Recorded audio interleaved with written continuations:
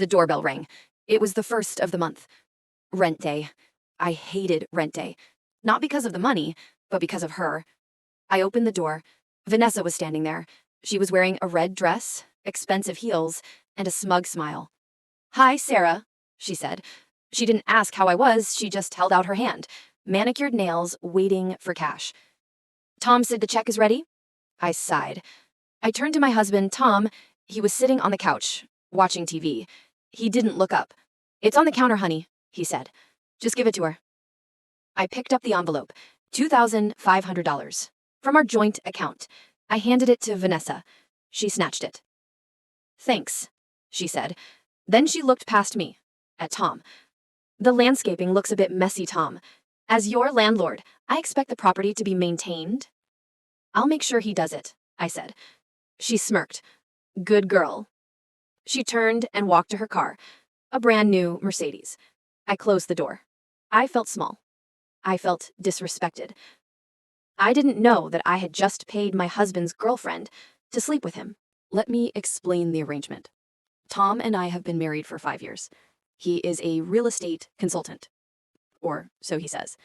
When we moved into this house, he told me it was a special deal. My client, Vanessa, owns it, he said.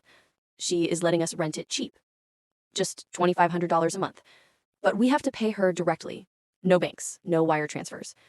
She likes privacy. I believed him. Why wouldn't I? He was my husband. So, every month, I worked extra shifts at the hospital. I am a nurse. My feet hurt. My back hurt. But I made sure that check was ready. I wanted a nice home. I wanted us to be happy. Tom, meanwhile, never seemed stressed about money. He bought new suits. He went on client dinners. He told me he was investing for our future. I was so naive. I was funding his future, just not with me. The cracks started to show last week. Vanessa came by to inspect the pipes. Tom wasn't home. She walked into the kitchen. She opened the cupboard and grabbed a wine glass. Without looking. She knew exactly where they were. Top shelf, left side, hidden behind the mugs. I froze. "How did you know where those were?" I asked. Vanessa froze too, just for a second. Then she laughed. "Oh, Tom told me.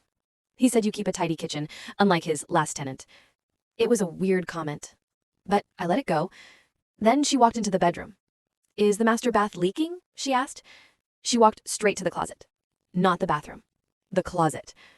"Oops," she giggled. "Wrong door. This house layout is so confusing." She left quickly after that, but my stomach turned. She knew this house too well. She walked around like she lived here, or like she stayed here, when I wasn't home. That night, I couldn't sleep. Tom was snoring. I kept thinking about the closet. Why did she go to the closet? I got out of bed. I opened the closet door.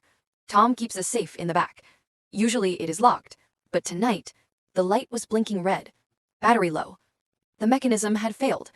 It was open a crack. My heart was pounding. I felt like I was invading his privacy, but I had to know. I pulled the safe door open.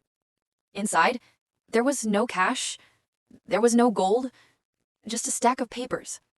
I pulled out the top one. Property deed. I read the address. 142 Oak Street. Our house. I looked for Vanessa Smith, the landlord. Her name wasn't there.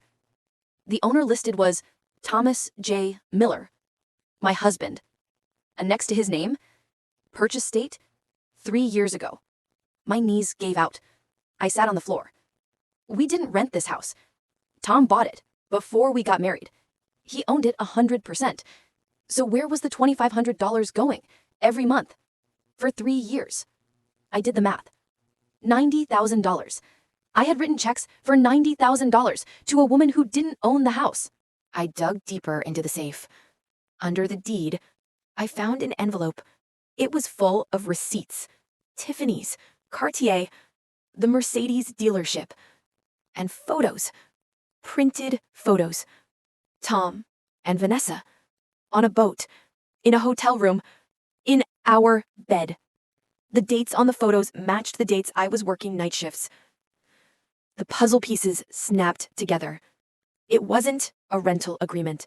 It was an allowance. Vanessa wasn't the landlord. She was the mistress. And Tom was the genius scammer. He told me we had to pay rent so I would contribute to the household.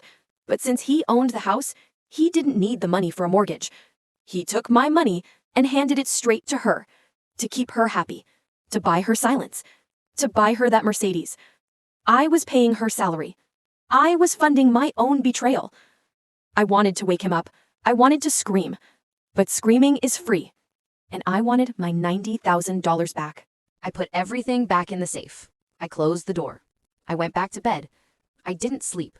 I planned. The next rent day was in 2 days. I called a lawyer, a shark. I showed him the photos. I showed him the canceled checks. This is fraud, he said. It is also embezzlement. And since you are married, that house is a marital asset. He tricked you into paying a debt that didn't exist. We drafted a document. It wasn't a check. It was a nightmare for Tom. The day arrived. Tom was in a pip mood. Is the rent ready, babe? He asked. Vanessa will be here at noon. Yes, I smiled.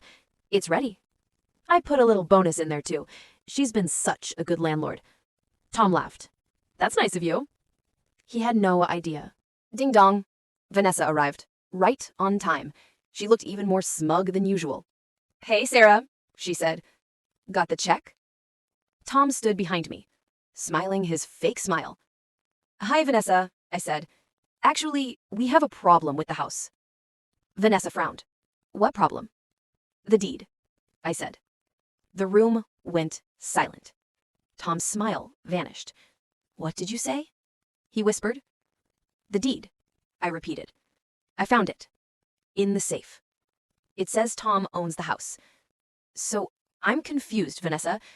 If Tom owns the house, why am I paying you? Vanessa looked at Tom. She looked terrified. Tom, you said she wouldn't find out. Tom stepped forward. Sarah, listen. It's complicated. It's for tax purposes. Bullshit. I yelled. It's for mistress purposes. I pulled out the envelope, but I didn't give it to Vanessa. I threw the contents on the floor. Photos of them in bed. Receipts for her jewelry. And the lawsuit. That is a civil suit for fraud, for theft, and for emotional distress. And Tom? I turned to him. That is a divorce petition. My lawyer already froze the assets, including this house. Tom tried to grab my arm. Sarah, please. We can fix this. It was just a game. A game? I asked. You made me work night shifts while you slept with her in my bed, and you made me pay her for it? That's not a game, Tom. That is a crime. I walked out the door. I didn't look back.